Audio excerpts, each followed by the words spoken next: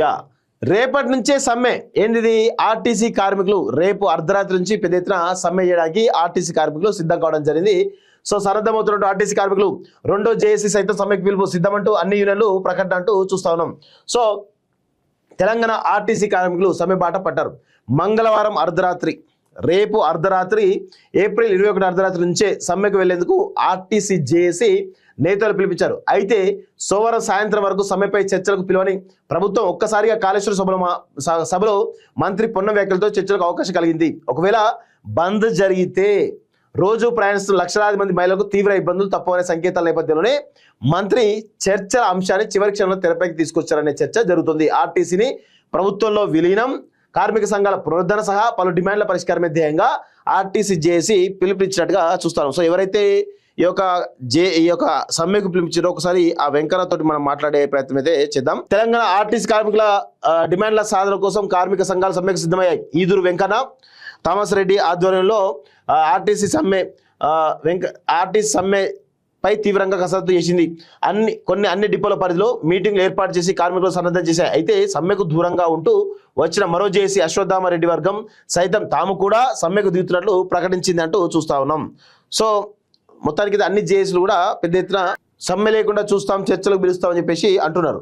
So మరి వీళ్ళందరూ చేసినప్పటికీ కూడా ఈ నేపథ్యం ఏం జరుగుతుందని టెన్షన్ నెలకొన్నది. సమస్యల పరిష్కారంపై స్పష్టమైన హామీ రావాలని ఆర్టీసీ జేఏసీ నేతల మాట. ప్రభుత్వంతో పలుమార్లు ఉద్యోగ సంఘాల నేతలు చర్చలు జరిగినప్పటికీ ఎలాంటి స్పష్టత రాలేదని, అందుకే సమ్మె తప్ప వేరే గత్యంతరం లేదు అని చెప్పేసి కూడా చాలా స్పష్టంగా వీళ్ళందరూ కూడా చెప్తున్న విషయం గమనిస్తా ఉన్నాం. సో మొత్తానికైతే ఆర్టీసీ సమ్మె అనేది 100% ఉండే అవకాశం అయితే కనుక చర్చలు చేసేటప్పుడు కూడా నాకు తెలిసి వాళ్ళు చర్చలు వెనక్కిపోయేటువంటి పరిస్థితి. చర్చలు చేసేటప్పుడు కూడా వాళ్ళ డిమాండ్లు ప్రభుత్వంలో విలీనం, సంఘాల పునరుద్ధరణ వీటికి సంబంధించి ఏదన్నా హామీ వస్తేనే వాళ్ళు సమ్మె వినిపించు తప్ప లేదంటే మాత్రం వినిపించుకునే పరిస్థితి లేదు అనేది చాలా స్పష్టంగా అర్థమవుతోంది. అన్న నమస్తే. నమస్తే అన్న, మీరు లైవ్ లో ఉన్నారు ఇప్పుడు. అన్న మీరు రేపు అర్ధరాత్రి నుంచి సమ్మెకు వెళ్తున్నారా? ఏం జరుగుతుంది అసలు?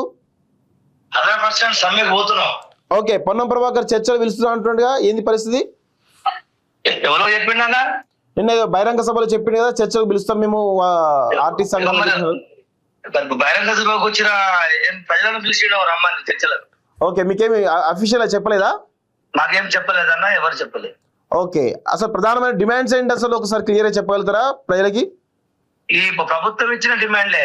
ప్రభుత్వము, కాంగ్రెస్ ప్రభుత్వము ఎన్నికల మేనిఫెస్టోలో పెట్టినటువంటి డిమాండ్లు. ఒకటి, ప్రభుత్వంలో విలీనం చేస్తామన్నారు. అవును, ఆ విలీనమే చేయమంటున్నాం. ఓకే. ఆర్టీసీలో గుర్తింపు సంఘం ఎన్నికలు పెడతా అన్నారు, ఆ ఎన్నికలు పెట్టమంటున్నాం. ఓకే. అదే విధంగా 2021 వేతన సవరణ 5 సంవత్సరాలు దాటిపోయింది మాకు వేతన సవరణ చేయక. అతి తక్కువ జీతాలతో అతి ఎక్కువ పని గంటలు చేస్తున్న ఏకైక కార్మికులు ఆర్టీసీ కార్మికులు. మరి 5 సంవత్సరాల కానించి జీతాలు పెంచమని అడిగితే ఎవరు పెంచట్లేదు. అదే వాళ్ళు ఇచ్చిన హామీ పెంచుతా అన్నారు, ఇంతవరకు పెంచట్లేదు, కాబట్టి పెంచమంటున్నాం. అదే విధంగా ఆర్టీసీని విస్తరిస్తా అన్నారు, ఆర్టీసీని అభివృద్ధి బాటలో నడిపిస్తామని చెప్తూ ఈ రోజు అతి భయంకరమైనటువంటి చర్యలకు పూనుకుంటుంది ప్రభుత్వం.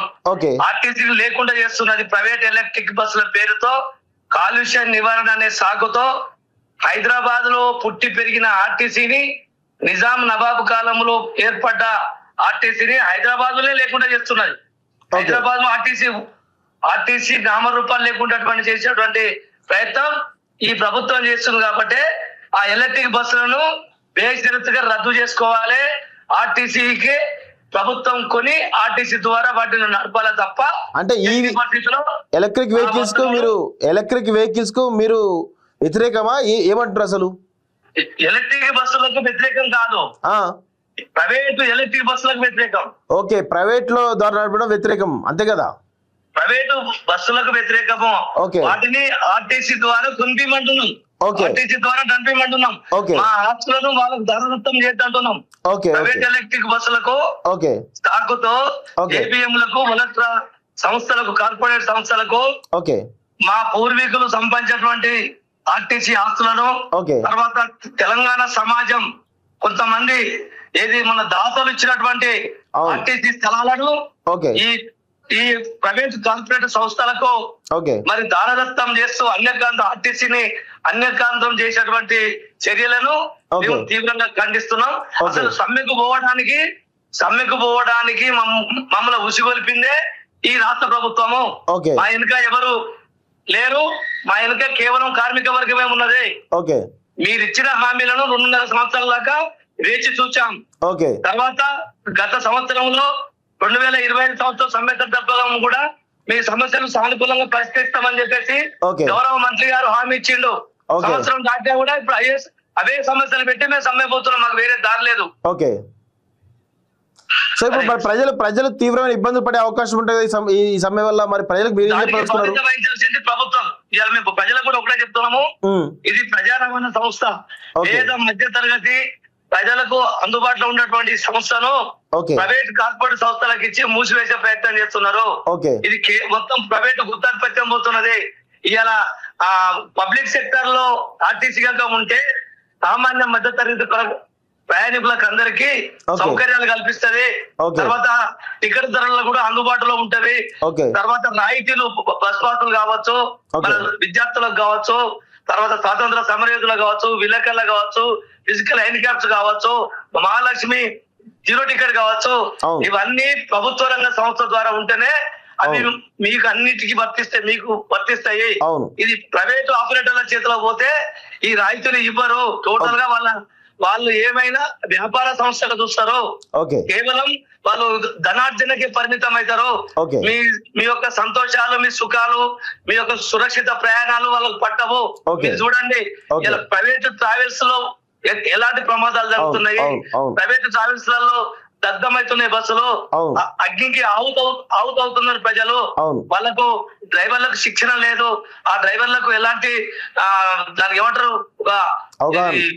అవగాహన లేదు. అవును. ట్రాఫిక్ రూల్స్ తెలియదు, అవును. ట్రాఫిక్ విధానం తెలియదు. అవును. అలాంటి వారిని తీసుకొచ్చి ప్రైవేట్ వెహికల్స్ లలో ఇప్పటి ముంబడిగా ఎలాంటి పారదర్శకాలు అనేవి పాటించకుండా Okay. ఎవడైతే మాకేంది, ఇక్కడ ఎవడేంది వస్తే ఎవరు వచ్చినా మాకేంది, మా బస్సు నడవాలి, మాకు లాభాలు రావాలి, కేవలం లాభాలు రావడానికే ప్రైవేట్ ఆపరేటర్లు పనిచేస్తే తప్ప ఇక్కడ ఆర్టీసీ లాభం లేకున్నా ఒక్క ప్యాసింజర్ బస్సులో ఉన్నా కూడా 200 కిలోమీటర్ల దాకా ఆ బస్సు ప్రయాణం చేస్తది. అయితే ఇక్కడ ప్రభుత్వం చర్చలకు పిలిస్తే మీరు వెళ్తారా?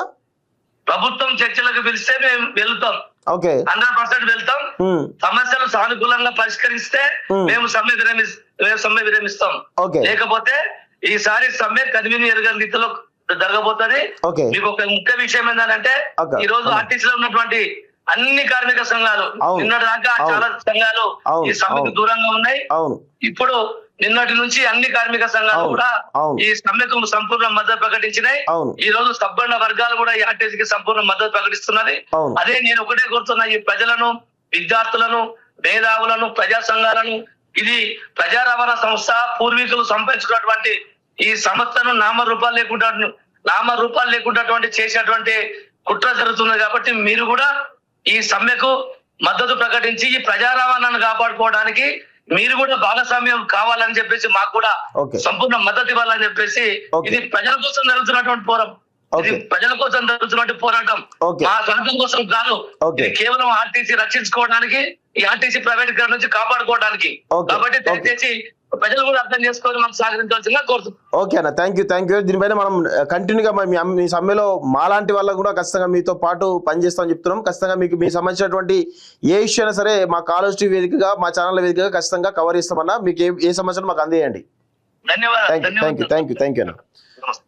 సో నిన్న పొన్నం ప్రభాకర్ ఏమంటాడు, నిన్నేమో సమ్మె ఆల్రెడీ మేము చర్చలు ఇస్తుందని చెప్పేసి అన్నారు. చర్చలు ఎవరు ఇస్తాం మమ్మల్ని వీళ్ళని చెప్పేసి చాలా స్పష్టంగా చెప్తున్నారు. సో సమ్మె ఖచ్చితంగా ఉండేటువంటి అవకాశం అయితే కనబడుతుంది. రేపు సాయంత్రం నుంచి రేపు అర్ధరాత్రి నుంచి సమ్మె ఖచ్చితంగా ఉండేటువంటి అవకాశం అయితే చాలా స్పష్టంగా వాళ్ళ మాటల్లో తెలిసిపోతుంది.